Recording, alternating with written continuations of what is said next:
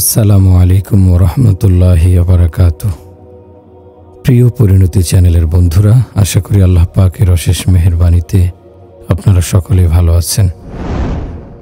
তুফাইল ইবনে আমর আদ-দাওসী রাদিয়াল্লাহু আনহু: হে আল্লাহ, তুমি তাকে দান করো এমন একটি নিশানা যা তাকে কাঙ্ক্ষিত কল্যাণের কাজে সাহায্য করবে। প্রিয় নবীর একটি দোয়া। তুফাইল ইবনে আমর আদ-দাওসী দাউস গোত্রের জাহিলি যুগের সর্দার, আরবের চিহ্নিত সম্ভ্রান্ত লোকদের অন্যতম, সীমিত পৌরুষদীপ্ত ব্যক্তিবর্গের একজন।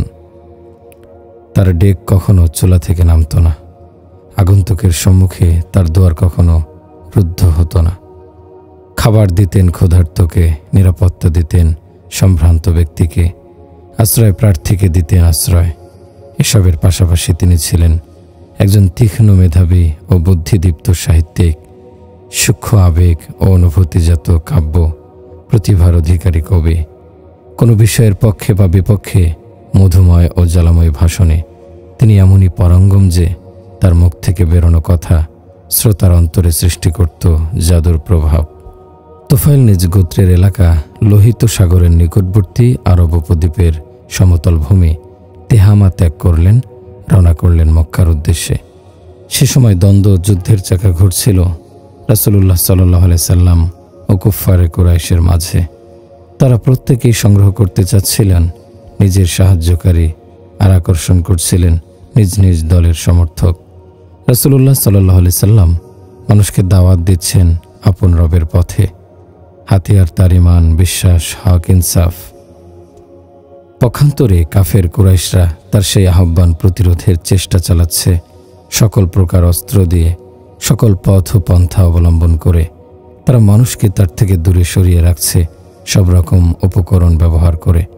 তুফাইল দেখলেন বিনা প্রস্তুতিতে নিজেকে এই দ্বন্দ্বযুদ্ধে জড়িয়ে পড়তে, অনিচ্ছা সত্ত্বেও এই ঝামেলায় সংশ্লিষ্ট হয়ে পড়তে। তিনি তো এই লক্ষ্য নিয়ে মক্কায় আসেননি। ইতিপূর্বে মুহাম্মদ ও কুরাইশের এমন দ্বন্দ্বের কথা তার জানাও ছিল না। এই দ্বন্দ্বযুদ্ধকে কেন্দ্র করে তুফাইল ইবনে আমর আদ-দাওসীর জীবনে ঘটেছে এক অবিস্মরণীয় ঘটনা। চলুন সবাই মিলে শুনি সেই বিরল কাহিনী। তুফাইল বর্ণনা করেন, আমি এলাম মক্কায়। দেখামাত্র কুরাইশ নেতৃবৃন্দ ছুটে এলো আমার কাছে। আমাকে জানালো উষ্ণ অভ্যর্থনা এবং স্থান করে দিল আরামদায়ক ও মর্যাদাপূর্ণ মেহমানখানায়। তাদের নেতৃবর্গ ও বিশিষ্ট লোকেরা সমবেত হলো আমাকে ঘিরে। তারা উদ্বেগের সঙ্গে আমাকে জানালো, হে তুফাইল, তুমি তো আমাদের এলাকায় এসেই পড়েছ। এখানে তোমাকে একটু সাবধানে থাকতে হবে, কারণ এই যে লোকটি নিজেকে নবী বলে দাবি করে বেড়াচ্ছে, সে দুর্বল করে দিয়েছে আমাদের নেতৃত্ব, বিনষ্ট করে ফেলেছে আমাদের ঐক্য ও সংহতি, বিভক্ত করে দিয়েছে আমাদের সকলকে। আমাদের ভীষণ আশঙ্কা হচ্ছে যে তোমার ওপর এবং স্বজাতির মধ্যে তোমার নেতৃত্বের ওপরও আপতিত হবে সেই বিপদ যা হয়েছে আমাদের ওপর। অতএব তুমি লোকটির সঙ্গে কোনো কথা বলতে যেও না, কিছুতেই তার কোনো কথা শুনতে যেও না, কারণ সে এমন কিছু কথা বলে থাকে যা জাদুমন্ত্রের মতো দ্রুত অন্তরে প্রতিক্রিয়ার সৃষ্টি করে।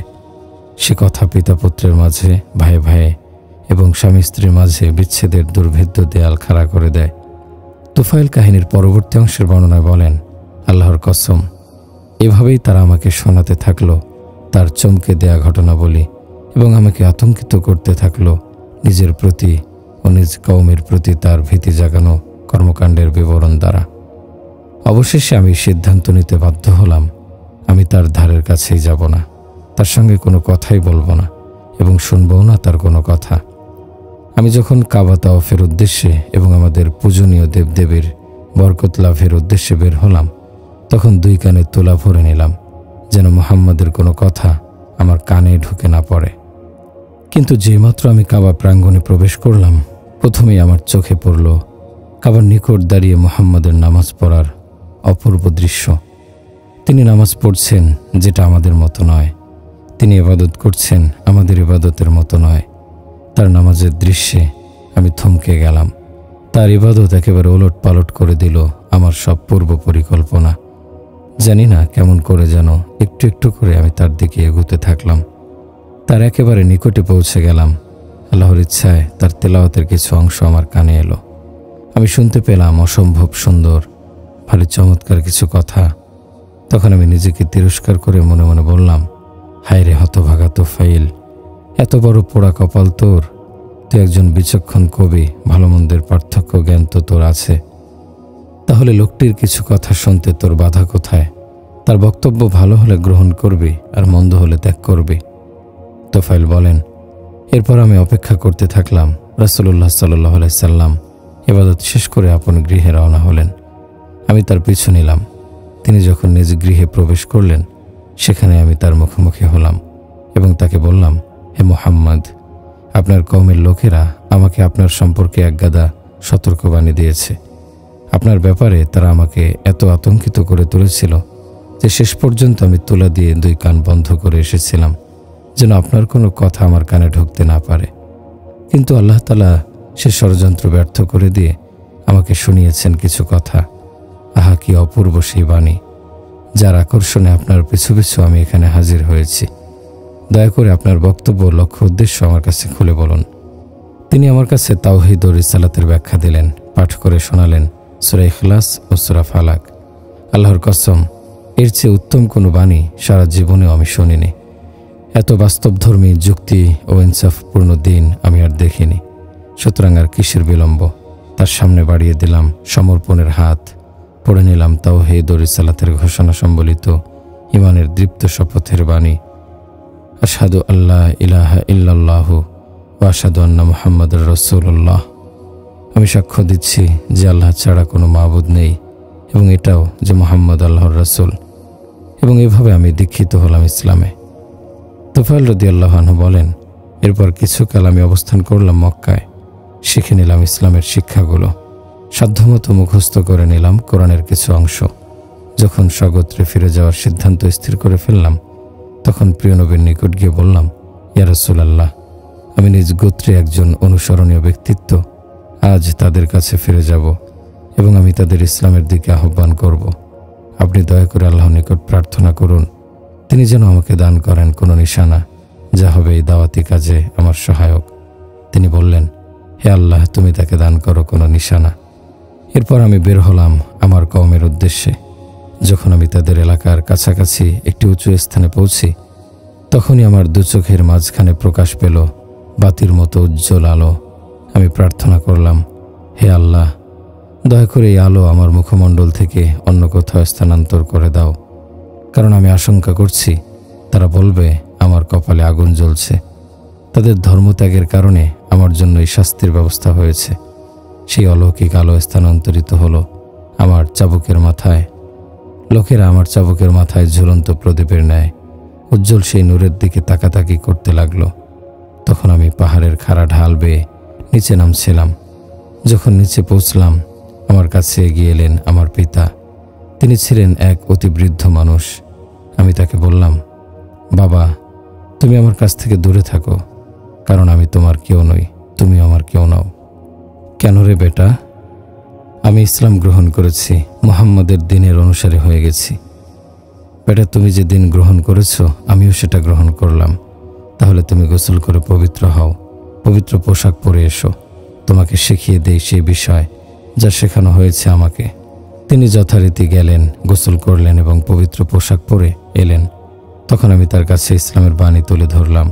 তিনি সানন্দে ইসলাম কবুল করে নিলেন। এরপর এলো আমার স্ত্রী। আমি বললাম, একটু দূরত্ব বজায় রাখো, কারণ এখন আর তোমার আমার মাঝে কোনো সম্পর্ক নেই। সে জিজ্ঞাসা করলো, কি কারণে এমন হলো? আমার পিতামাতা তোমার জন্য উৎসর্গিত, এ বিচ্ছেদের কারণটা কি জানতে পারি? আমি বললাম, আমি ইসলাম গ্রহণ করেছি, দ্বীনে মুহাম্মাদের অনুসারী হয়েছি। ইসলাম কোনো মুসলিম পুরুষকে মুশরিক স্ত্রী রাখার অনুমতি দেয় না। ইসলাম তোমার আমার সম্পর্ককে ছিন্ন করে দিয়েছে।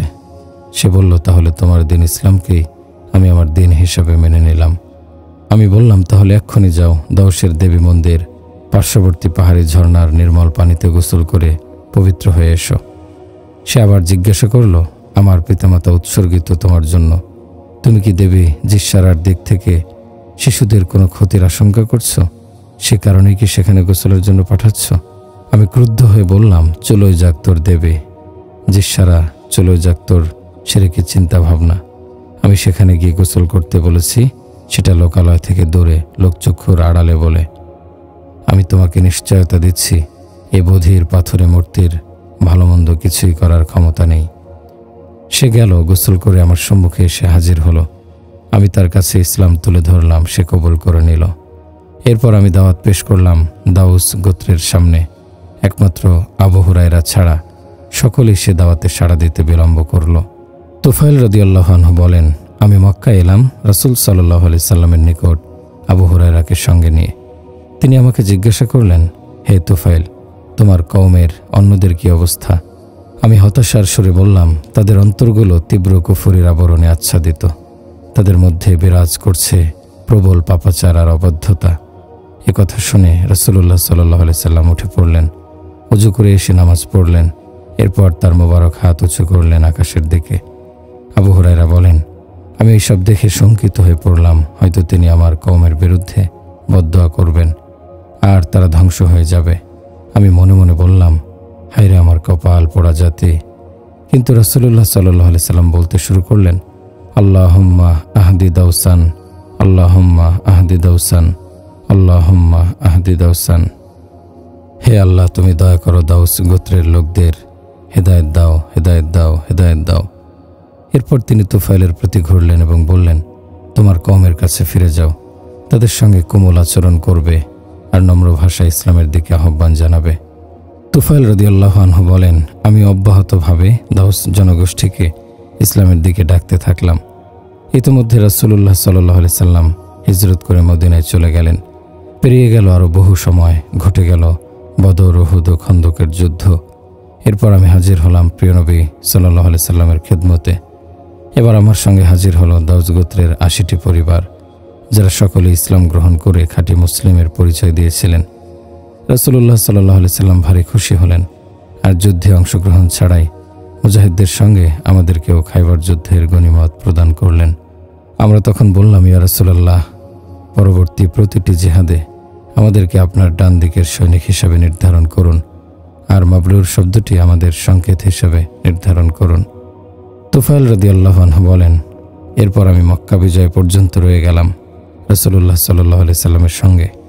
পরে আমি নিবেদন করলাম, ইয়া রাসূলুল্লাহ, আমাকে আমার এলাকার আমর ইবনে আমামার দেবী জুল কাফফাইনকে জ্বালিয়ে ধ্বংস করার অনুমতি প্রদান করুন। প্রিয় নবী সাল্লাল্লাহু আলাইহি সাল্লাম অনুমতি দিলে তুফাইল রাদিয়াল্লাহু আনহু নিজ কওমের ছোট্ট একটি বাহিনী নিয়ে রওনা হলেন সেই দেবী মূর্তির উদ্দেশ্যে। যখন সেখানে পৌঁছে গেলেন এবং মূর্তির গায়ে আগুন ধরানোর আয়োজন করলেন, তখন তার আশপাশে বহু নারী, পুরুষ আর শিশু দর্শক জমে গেল। তারা সকলে অপেক্ষা করছিল কখন তার উপর বিপদ নামবে। তারা নিশ্চিত ছিল যে দেবী যুগল কাফফাইনের সঙ্গে বেয়াদবি করলে অবশ্যই বজ্রপাতে তার মৃত্যু ঘটবে। কিন্তু তুফাইল রাদিয়াল্লাহু আনহু নির্ভীক গতিতে এগিয়ে গেলেন, মূর্তির সম্মুখে দাঁড়ালেন এবং একদল অন্ধভক্ত পূজারীর বিস্ময় ভরা দৃষ্টির সামনে দেবীর গায়ে আগুন ধরিয়ে দিলেন আর ছন্দে ছড়ায় গাইতে লাগলেন, ইয়া জাল কাফফাইনি লাস্তু মিন উব্বাদিকা মিলাদুনা আকদামু মিন মিলাদিকা ইন্নী খশাউতুন নার ফি ফুয়াদিকা। রে যুগল কাফফাইন, ফুরালো তোর দিন, তোর পূজা করি না জানি তুই শক্তিহীন। জন্মেছি আগে তোর জন্মের, রাখব না কোনো পথ শিরকের। জ্বালিয়ে দিলাম তোর আস্তানা, গায়রুল্লাহর পূজা চলবে না। আগুন জ্বলে উঠল দাউ দাউ করে, সে আগুন দেবী মূর্তিকে জ্বালিয়ে ভস্ম করে দিল। এরই সঙ্গে জ্বলে পুড়ে ছাই হয়ে গেল দাউস গোত্রে মূর্তি পূজা ও শিরকের শেষ চিহ্নটুকু। এরপর সেখানে নারী পুরুষ সকলে ইসলাম গ্রহণ করল এবং সেই ইসলাম গ্রহণ নিখুঁত ও নিখাত প্রমাণিত হল। এরপর তুফাইল ইবনে আমর আদ-দাউসী রাদিয়াল্লাহু আনহু আঁকড়ে ধরলেন রাসূলুল্লাহ সাল্লাল্লাহু আলাইহি সাল্লামের সংস্রব এবং এই ধারা চলতেই থাকল প্রিয় নবীর ওফাতের পূর্ব পর্যন্ত। তারপরে খেলাফতের দায়িত্ব যখন আরোপিত হলো তারই ঘনিষ্ঠতম সাহাবী আবু বকর সিদ্দিকের প্রতি, তখন তুফাইল রাদিয়াল্লাহু আনহু নিয়োজিত করলেন নিজেকে, নিজের সন্তান ও তরবারিকে রাসূলুল্লাহ সাল্লাল্লাহু আলাইহি সাল্লামের খলিফার আনুগত্যে। রিদ্দতের যুদ্ধ যখন শুরু হলো, মুসাইলামাতুল কাজ্জাবের বিরুদ্ধে মুসলিম সৈনিকদের শীর্ষস্থানীয় হিসেবে বের হলেন তুফাইল এবং তার পুত্র আমর। ইয়ামামার এই সফরে তিনি এক স্বপ্ন দেখলেন। স্বপ্ন দেখে তিনি সাথীদের ডেকে বললেন, আমি এক স্বপ্ন দেখেছি, তোমরা এর তাবির ব্যাখ্যা বলো। তারা জিজ্ঞাসা করলেন, কি দেখেছেন? তিনি বললেন, দেখলাম আমার মাথা মুন্ডন করা হয়েছে, একটি পাখি আমার মুখ দিয়ে বেরিয়ে গেল, আর এক মহিলা আমাকে তার পেটের মধ্যে ঢুকিয়ে নিল। আমার পুত্র আমর নিরন্তর চেষ্টা করতে লাগলো আমাকে উদ্ধারের, কিন্তু তারও আমার মাঝে দেয়ালের মতো আড়াল তৈরি হয়ে গেল। তারা বললেন, ভালো স্বপ্ন দেখেছেন। তখন তিনি বললেন, আমি এর যে ব্যাখ্যা বুঝেছি তা হলো আমার মাথা মুন্ডন করা, এর মানে তা করতেই তো হবে, অর্থাৎ আমি শহীদ হয়ে যাব। আর যে পাখিটিকে দেখেছি আমার মুখ দিয়ে বেরিয়ে গেল সেটা আমার রূহ, আর যে মহিলা আমাকে নিজের পেটে ঢুকিয়ে নিল সেটা সেই জমিন যা আমার জন্য খনন করা হবে এবং তার পেটের মধ্যে আমাকে দাফন করা হবে। আমি আশাবাদী যে আমার শাহাদাতের মৃত্যু হবে ইনশাআল্লাহ। আর আমার পেছনে পুত্রের নিরন্তর প্রচেষ্টার অর্থ আমি আল্লাহর ইচ্ছায় যে শাহাদাত খুব শিগগির পেয়ে যাচ্ছি, সেই শাহাদাতের জন্য তারও অবিরাম চেষ্টা থাকবে, কিন্তু সে তা পাবে পরবর্তী কোনো জিহাদে। এই যুদ্ধে সে শহীদ হতে পারবে না। ইয়ামামার জিহাদের ময়দানে বিখ্যাত সাহাবী তুফাইল ইবনে আমর আদ-দাওসী রাদিয়াল্লাহু আনহু শত্রুর বিরুদ্ধে ভয়ঙ্কর লড়াই করলেন। বীর বিক্রমে লড়তে লড়তে এক সময় তার দেহ মাটিতে লুটিয়ে পড়ল, তিনি শহীদ হয়ে গেলেন। ওদিকে তার পুত্র আমর শত্রুর বিরুদ্ধে প্রাণপণ লড়াই করতে থাকলেন। একসময় শত্রুর আঘাতে তার ডান হাতের তালু কেটে বিচ্ছিন্ন হয়ে গেল। তিনি শক্তিহীন দুর্বল হয়ে পড়লেন। ফলে তিনি ইয়ামামার প্রান্তরে শহীদ পিতা আর নিজের শহীদ হাত ফেলে মদিনায় ফিরে এলেন। ওমর ইবনুল খাত্তাব রাদিয়াল্লাহু আনহুর খেলাফতকালে তার সঙ্গে সাক্ষাৎ করতে এলেন আমর ইবনে তুফাইল। সেদিন খলিফার দরবারে আরও অনেক রাষ্ট্রীয় মেহমান হাজির ছিলেন। সকলের জন্য খাবার আনা হলে খলিফা সবাইকে দস্তরখানে আমন্ত্রণ জানালেন। আমর ইবনে তুফাইল খাবার গ্রহণ করতে অস্বীকার করলেন। ওমর রাদিয়াল্লাহু আনহু বললেন, কেন, কি হয়েছে তোমার? তুমি সম্ভবত তোমার হাতের কারণে লজ্জায় খাবারের শরীক হতে চাচ্ছ না। তিনি জবাব দিলেন, আমিরুল মুমিনিন ঠিকই বুঝেছেন। খলিফা বললেন, আল্লাহি লা আযুকু হাযা আত-তাআমা হাত্তা তুখাল্লাতাহি বিয়াদিকাল মাকতুআহ আল্লাহি মা ফিল কওমি আহাদুম বা'দুহু ফিল জান্নাতি ইল্লা আনতা। আল্লাহর কসম, এই খাবার আমি কিছুতেই মুখে দেব না যতক্ষণ না তুমি এতে তোমার কাটা হাতের ছোঁয়া লাগাবে। এই মজলিসে তুমি ছাড়া এমন আর একজন মানুষও নেই যার একটি অঙ্গ ইতিমধ্যেই জান্নাতে পৌঁছে গেছে। পিতাকে হারানোর পর থেকে আমর ইবনে তুফাইলের চোখে অবিরাম জ্বলতে থাকে শাহাদাতের স্বপ্ন। তিনি ব্যাকুল হয়ে পড়েন শহীদ হওয়ার জন্য। অবশেষে ইয়ারমুকের যুদ্ধ যখন সংঘটিত হলো, তখনকার অন্যতম সেরা শক্তিশালী রোম সাম্রাজ্যের বিরুদ্ধে 15 হিজরিতে সংঘটিত ইতিহাসের বিখ্যাত যুদ্ধের নাম ইয়ারমুক, যেখানে মুসলিম বাহিনী লাভ করেছিল বিশাল বিজয়। আমর সেই যুদ্ধে ঝাঁপিয়ে পড়লেন সর্বাগ্রে। বীর বিক্রমে লড়াই করতে করতে একসময় তিনি সেই শাহাদাতের মর্যাদা লাভ করলেন যার স্বপ্ন দেখেছিলেন তার পিতা।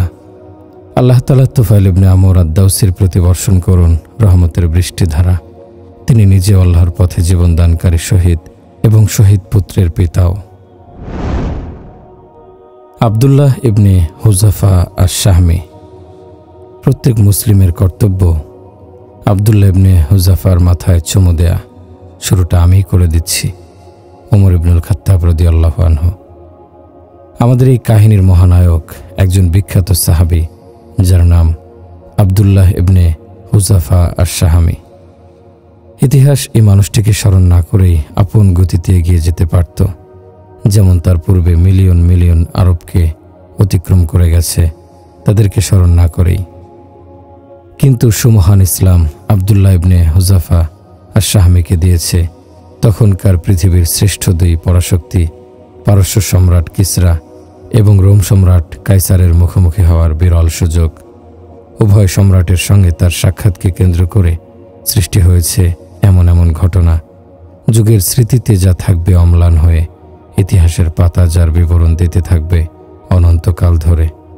পারস্য সম্রাট কিসরার সঙ্গে তার ঘটনাটি ঘটেছিল হিজরতের ৬ষ্ঠ বর্ষে, যখন রাসূলুল্লাহ সাল্লাল্লাহু আলাইহি সাল্লাম সিদ্ধান্ত নিয়েছিলেন ইসলাম গ্রহণের আহ্বান সম্বলিত পত্র দিয়ে একদল সাহাবীকে পাঠাবেন বিভিন্ন অনারব বাদশার কাছে।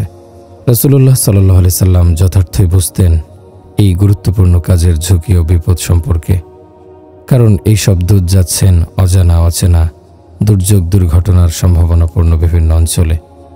এছাড়া তাদের জানা নেই সেই সব অঞ্চলের ভাষা এবং কোনো ধারণাও নেই সেই সকল রাজা বাদশার মেজাজ মর্জির বিষয়ে।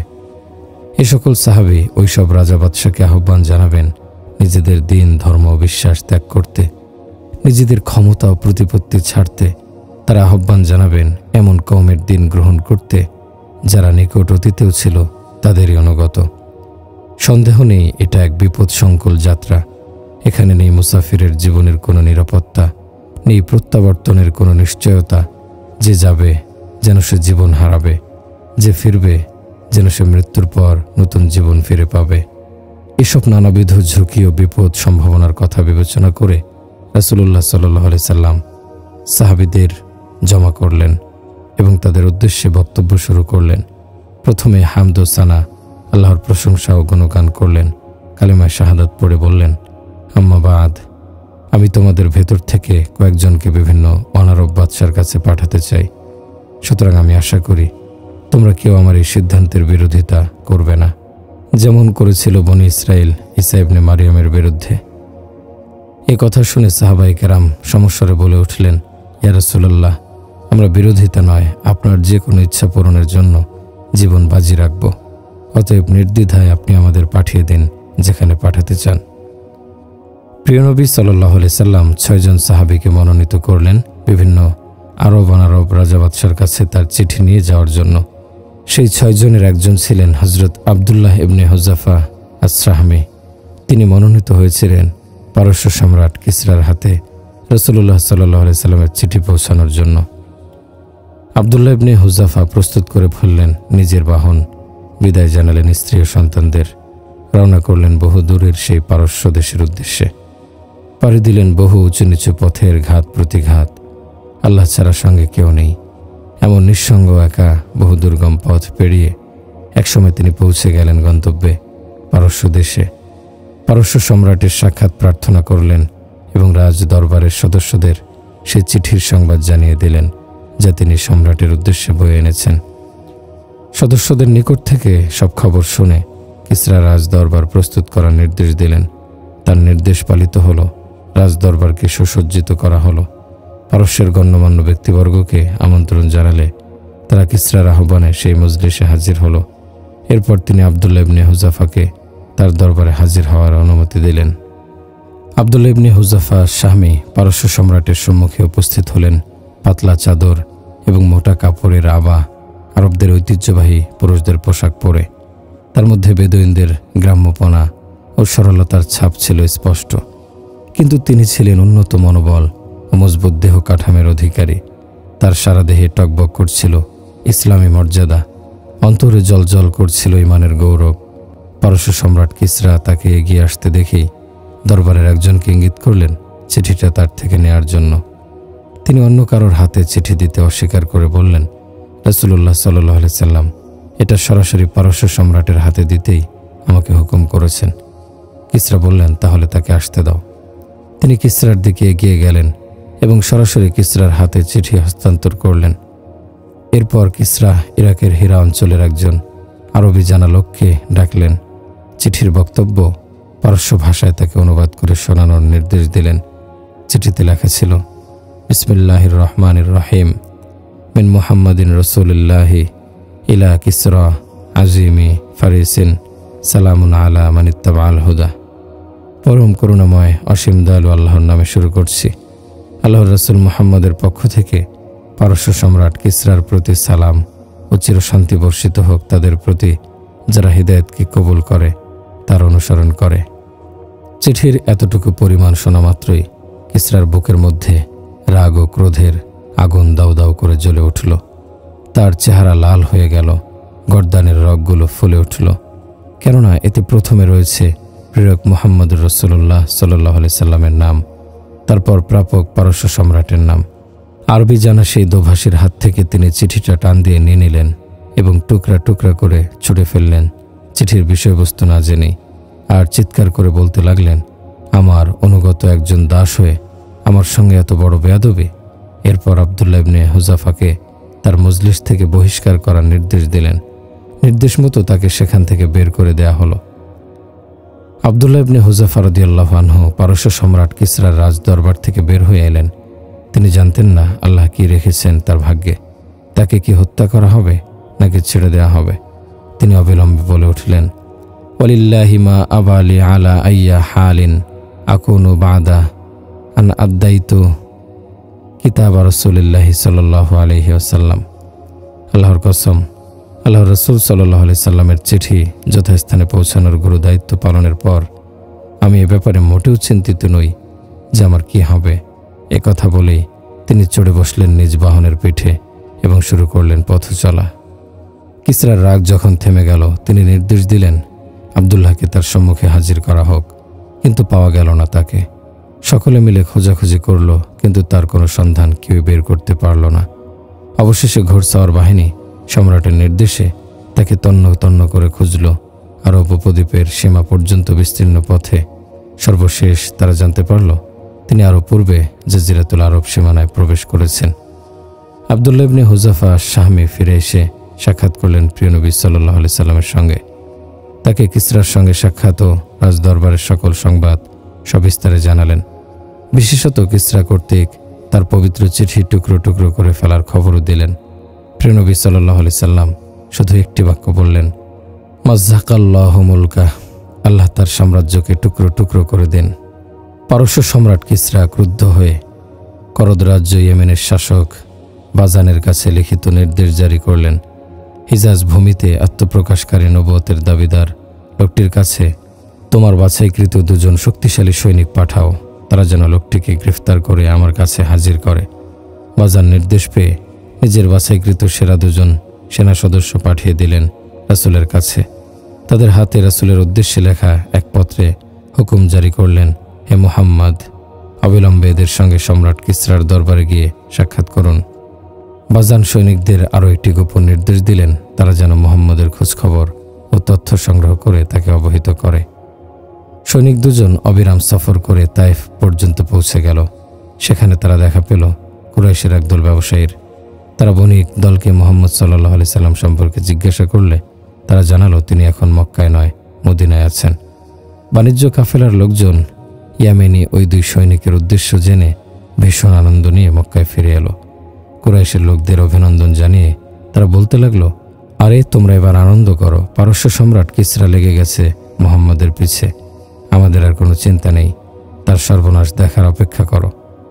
ব্যবসায়ীদের কথা মতো ইয়েমেনি সেনারা তাদের সফরের দিক পাল্টালো এবং মদিনার দিকে রওনা করল। মদিনায় পৌঁছার পর রাসূলের সঙ্গে সাক্ষাৎ করে তার কাছে বাজানের চিঠি হস্তান্তর করে বলল, রাজা ধীরাজ কিসরা আমাদের বাদশাহ বাজানের উদ্দেশ্যে লিখিত ফরমান জারি করেছেন, আপনাকে কিসরার সম্মুখে হাজির করার জন্য যেন তিনি লোক পাঠান। সে উদ্দেশ্যে আমরা আপনার কাছে এসেছি। আপনি যদি স্বেচ্ছায় আমাদের সঙ্গে যেতে রাজি হয়ে যান, তাহলে আমরা কিসরার সঙ্গে কথা বলবো, আপনার পক্ষে সুপারিশ করে আপনার শাস্তি কমিয়ে দিতে বলবো। আর যদি আপনি আমাদের সঙ্গে যেতে অস্বীকার করেন, তাহলে নিশ্চয় আপনি জানেন তিনি কে এবং তার ক্ষমতা কতখানি। আপনাকে এবং আপনার কওমকে ধ্বংস করতে তার বেশি কিছুর দরকার হবে না। রাসূলুল্লাহ সাল্লাল্লাহু আলাইহি সাল্লাম শুনে মুচকি হাসি দিয়ে বললেন, আজ তোমরা ফিরে যাও, বিশ্রাম নিয়ে আগামীকাল এসো। পরের দিন তারা প্রিয় নবী সাল্লাল্লাহু আলাইহি সাল্লামের নিকটে এসে জিজ্ঞাসা করল, আপনি কি আমাদের সঙ্গে কিসরার দরবারে যেতে তৈরি হয়েছেন? রাসূলুল্লাহ সাল্লাল্লাহু আলাইহি সাল্লাম বললেন, আর কখনোই তোমরা কিসরাকে দেখতে পাবে না। আল্লাহ তাকে ধ্বংস করে দিয়েছেন। অমুক মাসের অমুক তারিখের রাতে তার পুত্র শিরাওয়াই কিসরাকে হত্যা করে পারস্যের ক্ষমতা দখল করেছে। তাদের চোখে মুখে বিস্ময় ও ব্যাকুলতা ফুটে উঠল। দৃষ্টিকে তীক্ষ্ণ করে তারা প্রিয় নবীর চেহারা পড়তে চেষ্টা করল এবং জিজ্ঞাসা করল, আপনি কি জানেন আপনি কি বলছেন? এ কথা কি আমরা বাজানকে লিখে জানাবো? তিনি জবাব দিলেন, অবশ্যই লিখে দাও এবং তাকে এটাও জানিয়ে দাও, আমার দিন খুব শিগগির পৌঁছে যাবে পারস্য সম্রাট কিসরার সাম্রাজ্যের শেষ সীমানা পর্যন্ত। বাজান যদি ইসলাম গ্রহণ করে, তাহলে আমি তাকে দান করব সেই বিস্তীর্ণ অঞ্চল যা তার অধীনে রয়েছে, আর তাকেই বাদশা বানাবো তার কওম ও জাতির জন্য। তারা রাসূলুল্লাহ সাল্লাল্লাহু আলাইহি সাল্লামের দরবার থেকে উঠে পড়ল। সেখান থেকে বেরিয়ে অবিলম্বে ইয়েমেন সফর করে বাজানের সঙ্গে সাক্ষাৎ করল। তাকে সবিস্তারে নবীর সংবাদ শোনালো। সবকিছু শুনে বাজান মন্তব্য করলেন, মুহাম্মদ যা বলেছে তা যদি সত্যি হয়, তাহলে তিনি নিঃসন্দেহে একজন নবী, আর যদি তার কথা মতো ঘটনাটি না ঘটে থাকে, তাহলে তার ব্যাপারে আরও ভেবে সিদ্ধান্ত নেব। এর একটু পরেই বাজানের নিকট এসে গেল কিসরার পুত্র শিরাওয়াইহির পত্র। তাতে সে লিখেছে, আম্মাবাদ, আমি পারস্য সম্রাট কিসরাকে হত্যা করেছি শুধুমাত্র পারস্য জাতির প্রতিকৃত তার অন্যায় অপরাধের শাস্তি বিধানের উদ্দেশ্যেই আমি এই কাজ করেছি। কারণ তিনি পারস্য জাতির শরীফ ও সম্ভ্রান্তদের হত্যা, নারীদের বন্দী এবং সম্পদ লুণ্ঠন করার ব্যাপক ও বাধাহীন প্রচলন ঘটিয়েছিলেন। যা হোক, আমার এই পত্র পাঠ আমার প্রতি তোমার এলাকার জনগণের বায়াত আনুগত্যের শপথ গ্রহণ করবে। বাজান শিরওয়াইহির পত্র পাঠ করার সঙ্গে সঙ্গে সেটাকে দূরে ছুঁড়ে মারল এবং ইসলাম গ্রহণের স্পষ্ট ঘোষণা দিল। তার সঙ্গে ইয়েমেনে অবস্থানকারী পারস্যের সকলে ইসলাম গ্রহণ করে নিল। এ ছিল পারস্য সম্রাট কিসরার সঙ্গে আবদুল্লাহ ইবনে হুযাফা আশ-শাহামির সাক্ষাতের কাহিনী। তাহলে রোম সম্রাট কায়সারের সঙ্গে তার সাক্ষাতের কাহিনীটি কেমন ছিল? রোম সম্রাট কায়সারের সঙ্গে তার সাক্ষাৎ ঘটেছিল ওমর ইবনুল খাত্তাব রাদিয়াল্লাহু আনহুর শাসনামলে।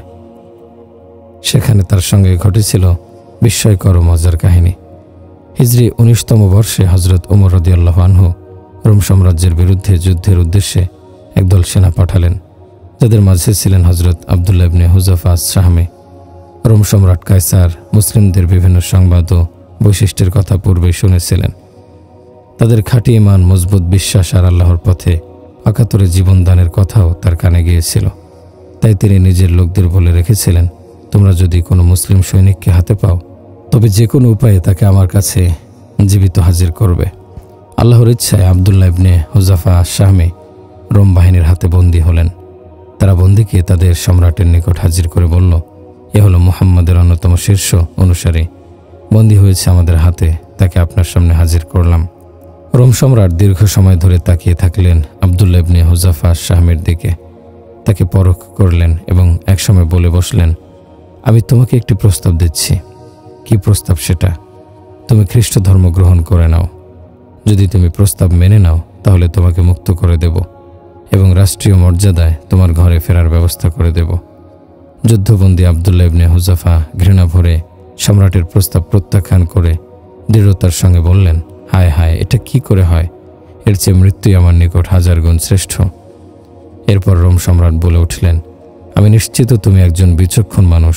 একটু ভেবে দেখো, তুমি আমার প্রস্তাব মেনে নিলে তোমাকে আমার ক্ষমতায় অংশীদার বানাবো এবং আমার সাম্রাজ্যের অর্ধেক তোমাকে প্রদান করব।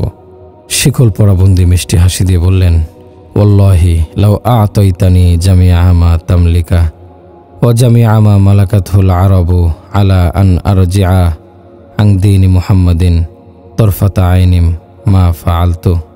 আল্লাহর কসম, তুমি যদি আমাকে তোমার মালিকানাধীন সবটুকু এবং আরবদের অধিকারভুক্ত সকল অঞ্চল ও সম্পদ দিয়ে দাও, এই শর্তে যে আমি এক পলকের জন্য দিনে মুহাম্মাদি ত্যাগ করব, তবে শুনে রাখো, আমি কশ্চিন কালেও তা মানতে রাজি নই। সম্রাট বললেন, তাহলে তোমাকে হত্যা করব। তোমার যা খুশি তাই করো, কিছুই আসে যায় না। এবার সম্রাট তাকে শুলি মঞ্চে ওঠানোর নির্দেশ দিলেন। তাকে সেখানে নেওয়ার পর সম্রাট ভয় দেখানোর উদ্দেশ্যে জল্লাদকে স্থানীয় ভাষায় নির্দেশ দিলেন, তার হাতের কাছাকাছি তীর নিক্ষেপ করো। সম্রাট নিজে তাকে খ্রিস্ট ধর্ম গ্রহণের দাওয়াত দিতে থাকলেন আর তিনি নির্দ্বিধায় প্রত্যাখ্যান করে চললেন। সম্রাট পুনরায় জল্লাদকে নির্দেশ দিলেন তার পায়ের কাছাকাছি তীর ছুটতে, আর যথারীতি আবদুল্লাহকে ইসলাম ত্যাগের জন্য উদ্বুদ্ধ করতে থাকলেন, কিন্তু তিনি স্পষ্ট ভাষায় অস্বীকৃতি জানাতেই থাকলেন। এবার সম্রাট তাকে ছেড়ে দেওয়ার নির্দেশ দিয়ে বললেন, শুলি মঞ্চ থেকে তাকে নামিয়ে আনো। সম্রাটের নির্দেশে সেখানে হাজির করা হলো বিশাল ডেক, তাতে তেল ঢেলে আগুনের ওপর ছড়িয়ে দেয়া হলো।